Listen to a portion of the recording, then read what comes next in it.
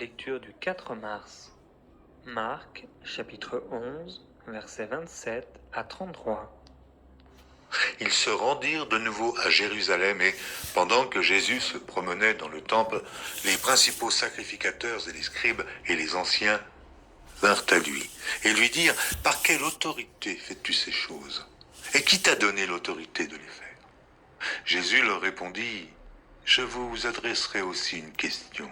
Répondez-moi, et je vous dirai par quelle autorité je fais ces choses. Le baptême de Jean, venait-il du ciel ou des hommes? Répondez-moi. » Mais ils raisonnèrent ainsi entre eux. Si nous répondons du ciel, il dira « Pourquoi donc n'avez-vous pas cru en lui ?» Et si nous répondons des hommes, ils craignaient le peuple, car tous tenaient réellement Jean pour un prophète. Alors ils répondirent à Jésus « Nous ne savons. » Et Jésus leur dit « Moi non plus. Je ne vous dirai pas par quelle autorité je fais ces choses. » Marc, chapitre 12, versets 1 à 17. Jésus se mit ensuite à leur parler en parabole. Un homme planta une vigne. Il l'entoura d'une haie, creusa un pressoir et bâtit une tour. Puis il la ferma à des vignerons et quitta le pays. Au temps de la récolte, il envoya un serviteur vers les vignerons pour recevoir d'eux une part du produit de la vigne. S'étant saisis de lui, ils le battirent et le renvoyèrent à vide. Il envoya de nouveau vers eux un autre serviteur. Ils le frappèrent à la tête et l'outragèrent. Il en envoya un troisième qu'ils tuèrent, puis plusieurs autres qu'ils battirent ou tuèrent. Il avait encore un fils bien-aimé. Il l'envoya vers eux, le dernier, en disant « Ils auront du respect pour mon fils. » Mais ces vignerons dirent entre eux « Voici l'héritier, venez, tuons-le, et l'héritage sera à nous. » Et ils se saisirent de lui, le tuèrent et le jetèrent hors de la vigne. Maintenant, que fera le maître de la vigne? Il viendra, fera périr les vignerons et il donnera la vigne à d'autres. N'avez-vous pas lu cette parole de l'Écriture? La pierre qu'ont rejetée ceux qui bâtissaient est devenue la principale de l'angle. C'est par la volonté du Seigneur qu'elle l'est devenue. Et c'est un prodige à nos yeux? Ils cherchaient à se saisir de lui, mais ils craignaient la foule. Ils avaient compris que c'était pour eux que Jésus avait dit cette parabole, et ils le quittèrent et s'en allèrent. Ils envoyèrent auprès de Jésus quelques-uns des pharisiens et des hérodiens, afin de le surprendre par ses propres paroles. Et ils vinrent lui dire, « Maître, nous savons que tu es vrai, et que tu ne t'inquiètes de personne, car tu ne regardes pas à l'apparence des hommes, et tu enseignes la voie de Dieu selon la vérité. Est-il permis ou non de payer le tribut à César? Devons-nous payer ou ne pas payer ?» Jésus, connaissant leur hypocrisie, leur répondit, « Pourquoi me tentez-vous? Apportez-moi un denier afin que je le voie. » Ils en apportèrent un, et Jésus leur demanda de qui sont cette effigie et cette inscription. « De César, lui répondirent-ils. Alors il leur dit, « Rendez à César ce qui est à César, et à Dieu ce qui est à Dieu. » Et ils furent à son égard dans l'étonnement. Nombre, chapitre 2. L'Éternel parla à Moïse et à Aaron et dit « Les enfants d'Israël camperont chacun près de sa bannière, sous les enseignes de la maison de ses pères. Ils camperont vis-à-vis et tout autour de la tente d'assignation. À l'orient, le camp de Juda, avec sa bannière et avec ses corps d'armée. Là camperont le prince des fils de Juda, Nakshon, fils d'Aminadab, et son corps d'armée composé de 74 600 hommes, d'après le dénombrement. À ses côtés camperont la tribu d'Issachar, le prince des fils d'Issachar, Nethanil, fils de Tsuar, et son corps d'armée composé de 54 400 hommes, d'après le dénombrement. Puis la tribu de Zabulon, le prince des fils de Zabulon, Eliab, fils de Hélon, et son corps d'armée composé de 57 400 hommes, d'après le dénombrement. Total pour le camp de Juda, d'après le dénombrement, 186 400 hommes selon leur corps d'armée. Ils seront les premiers dans la marche. Au midi, le camp de Ruben, avec sa bannière et avec ses corps d'armée. Là camperont le prince des fils de Ruben, Élitsur, fils de Chedéur, et son corps d'armée composé de 46 500 hommes, d'après le dénombrement. À ses côtés camperont la tribu de Siméon, le prince des fils de Siméon, Shelumiel, fils de Tsurishadaï, et son corps d'armée composé de 59 300 hommes, d'après le dénombrement. Puis la tribu de Gad, le prince des fils de Gad, Eliasaph, fils de Déuel, et son corps d'armée composé de 45 650 hommes, d'après le dénombrement. Total pour le camp de Ruben, d'après le dénombrement, 151 450 hommes, selon leur corps d'armée. Ils seront les seconds dans la marche. Ensuite partira la tente d'assignation, avec le camp des Lévites placé au milieu des autres camps. Ils suivront dans la marche l'ordre dans lequel ils auront campé, chacun dans son rang, selon sa bannière. À l'occident, le camp d'Éphraïm, avec sa bannière et avec ses corps d'armée. Là camperont le prince des fils d'Éphraïm, Élishama, fils d'Ammiud, et son corps d'armée composé de 40 500 hommes, d'après le dénombrement. À ses côtés camperont la tribu de Manassé, le prince des fils de Manassé, Gamliel, fils de Pédachur, et son corps d'armée composé de 32 200 hommes, d'après le dénombrement. Puis la tribu de Benjamin, le prince des fils de Benjamin, Abidan, fils de Guidéoni, et son corps d'armée composé de 35 400 hommes, d'après le dénombrement.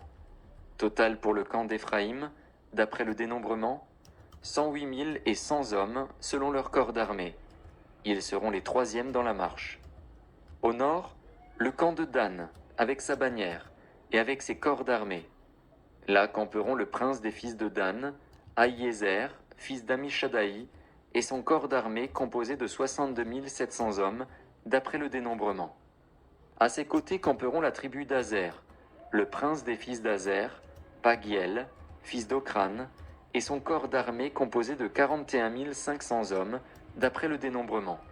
Puis la tribu de Nephtali, le prince des fils de Nephtali, Ahira, fils d'Enan, et son corps d'armée composé de 53 400 hommes, d'après le dénombrement. Total pour le camp de Dan, d'après le dénombrement, 157 600 hommes. Ils seront les derniers dans la marche, selon leur bannière. Tels sont ceux des enfants d'Israël dont on fit le dénombrement, selon les maisons de leurs pères. Tous ceux dont on fit le dénombrement, et qui formèrent les camps, selon leur corps d'armée, furent 603 550. Les Lévites, suivant l'ordre que l'Éternel avait donné à Moïse, ne firent point partie du dénombrement au milieu des enfants d'Israël. Et les enfants d'Israël se conformèrent à tous les ordres que l'Éternel avait donnés à Moïse. C'est ainsi qu'ils campaient, selon leur bannière. Et c'est ainsi qu'ils se mettaient en marche, chacun selon sa famille, selon la maison de ses pères. Nombre, chapitre 3. Voici la postérité d'Aaron et de Moïse, au temps où l'Éternel parla à Moïse sur la montagne de Sinaï. Voici les noms des fils d'Aaron. Nadab, le premier-né, Abihu, Éléazar et Ithamar. Ce sont là les noms des fils d'Aaron qui reçurent l'onction comme sacrificateurs et qui furent consacrés pour l'exercice du sacerdoce. Nadab et Abihu moururent devant l'Éternel lorsqu'ils apportèrent devant l'Éternel du feu étranger dans le désert de Sinaï. Ils n'avaient point de fils. Éléazar et Ithamar exercèrent le sacerdoce en présence d'Aaron, leur père. L'Éternel parla à Moïse et dit : « Fais approcher la tribu de Lévi, et tu la placeras devant le sacrificateur Aaron pour qu'elle soit à son service. Ils auront le soin de ce qui est remis à sa garde et à la garde de toute l'assemblée devant la tente d'assignation. Ils feront le service du tabernacle. Ils auront le soin de tous les ustensiles de la tente d'assignation et de ce qui est remis à la garde des enfants d'Israël. Ils feront le service du tabernacle. Tu donneras les Lévites à Aaron et à ses fils. Ils lui seront entièrement donnés de la part des enfants d'Israël. Tu établiras Aaron et ses fils pour qu'ils observent les fonctions de leur sacerdoce, et l'étranger qui approchera sera puni de mort. » L'Éternel parla à Moïse et dit : « Voici, j'ai pris les Lévites du milieu des enfants d'Israël à la place de tous les premiers-nés des enfants d'Israël. Et les Lévites m'appartiendront, car tout premier-né m'appartient. Le jour où j'ai frappé tous les premiers-nés dans le pays d'Égypte, je me suis consacré tous les premiers-nés en Israël, tant des hommes que des animaux, ils m'appartiendront. Je suis l'Éternel. L'Éternel parla à Moïse, dans le désert de Sinaï, et dit, « Fais le dénombrement des enfants de Lévi, selon les maisons de leurs pères, selon leurs familles. Tu feras le dénombrement de tous les mâles, depuis l'âge d'1 mois et au-dessus. » Moïse en fit le dénombrement sur l'ordre de l'Éternel, en se conformant à l'ordre qui lui fut donné. Ce sont ici les fils de Lévi, d'après leur nom, Gershon, Kehath et Merari. Voici les noms des fils de Gershon, selon leur famille, Libni et Shimei. Voici les fils de Kehath, selon leur famille, Amram, Jitséar, Hébron et Uziel. Et les fils de Merari, selon leur famille, Makli et Mushi. Ce sont là les familles de Lévi, selon les maisons de leurs pères. De Gershon descendent la famille de Libni et la famille de Shimei, formant les familles des Gershonites. Ceux dont on fit le dénombrement, en comptant tous les mâles depuis l'âge d'1 mois et au-dessus, furent 7500. Les familles des Gershonites campaient derrière le tabernacle à l'Occident. Le chef de la maison paternelle des Gershonites était Eliasaph, fils de Laël. Pour ce qui concerne la tente d'assignation, on remit aux soins des fils de Gershon le tabernacle et la tente, la couverture, le rideau qui est à l'entrée de la tente d'assignation, les toiles du parvis et le rideau de l'entrée du parvis, tout autour du tabernacle et de l'autel, et tous les cordages pour le service du tabernacle. De Kehath descendent la famille des Amramites, la famille des Jitséarites, la famille des Hébronites et la famille des Uziélites, formant les familles des Kehathites. En comptant tous les mâles depuis l'âge d'1 mois et au-dessus, il y en eut 8600 qui furent chargés des soins du sanctuaire. Les familles des fils de Kehath campaient au côté méridional du tabernacle. Le chef de la maison paternelle des familles des Kehathites était Élitsaphan, fils d'Uziel. On remit à leurs soins l'arche, la table, le chandelier, les autels, les ustensiles du sanctuaire, avec lesquels on fait le service, le voile et tout ce qui en dépend. Le chef des Lévites était Éléazar, fils du sacrificateur Aaron. Il avait la surveillance de ceux qui étaient chargés des soins du sanctuaire. De Merari descendent la famille de Makli et la famille de Mushi, formant les familles des Mérarites. Ceux dont on fit le dénombrement, en comptant tous les mâles depuis l'âge d'1 mois et au-dessus, furent 6200. Le chef de la maison paternelle des familles de Merari était Tsuriel, fils d'Abihaïl. Il campait du côté septentrional du tabernacle. On remit à la garde et aux soins des fils de Merari les planches du tabernacle, ses barres, ses colonnes et leurs bases, tous ses ustensiles et tout ce qui en dépend. Les colonnes du parvis tout autour, leurs bases, leurs pieux et leurs cordages. Moïse, Aaron et ses fils campaient devant le tabernacle, à l'orient, devant la tente d'assignation, au levant. Ils avaient la garde et le soin du sanctuaire, remis à la garde des enfants d'Israël. Et l'étranger qui s'approchera sera puni de mort.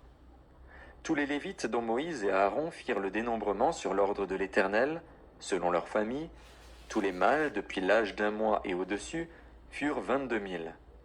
L'Éternel dit à Moïse, « Fais le dénombrement de tous les premiers-nés mâles parmi les enfants d'Israël, depuis l'âge d'1 mois et au-dessus, et compte-les d'après leur nom. Tu prendras les Lévites pour moi, l'Éternel, à la place de tous les premiers-nés des enfants d'Israël, et le bétail des Lévites à la place de tous les premiers-nés du bétail des enfants d'Israël. » Moïse fit le dénombrement de tous les premiers-nés parmi les enfants d'Israël, selon l'ordre que l'Éternel lui avait donné. Tous les premiers-nés, dont on fit le dénombrement, en comptant les noms, depuis l'âge d'1 mois et au-dessus, furent 22 273. L'Éternel parla à Moïse, et dit, « Prends les Lévites à la place de tous les premiers-nés des enfants d'Israël, et le bétail des Lévites à la place de leur bétail. Et les Lévites m'appartiendront. Je suis l'Éternel. Pour le rachat des 273 qui dépassent le nombre des Lévites, parmi les premiers-nés des enfants d'Israël, tu prendras 5 cycles par tête. Tu les prendras selon le cycle du sanctuaire, qui est de 20 guéras. Tu donneras l'argent à Aaron et à ses fils pour le rachat de ceux qui dépassent le nombre des Lévites. Moïse prit l'argent pour le rachat de ceux qui dépassaient le nombre des rachetés par les Lévites. Il prit l'argent des premiers-nés des enfants d'Israël, 1365 cycles selon le cycle du sanctuaire. Et Moïse donna l'argent du rachat à Aaron et à ses fils sur l'ordre de l'Éternel, en se conformant à l'ordre que l'Éternel avait donné à Moïse. Psaume.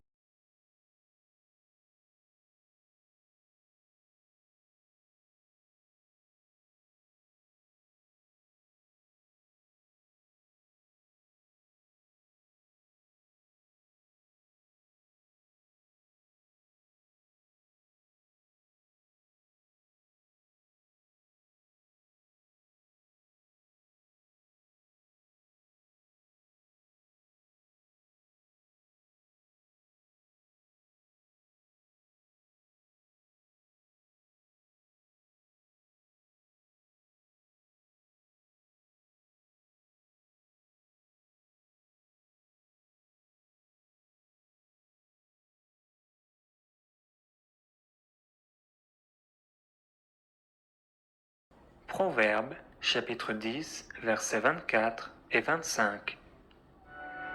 Ce que redoute le méchant, c'est ce qui lui arrive. Et ce que désirent les justes leur est accordé. Comme passe le tourbillon, ainsi disparaît le méchant. Mais le juste a des fondements éternels. Que Dieu vous bénisse.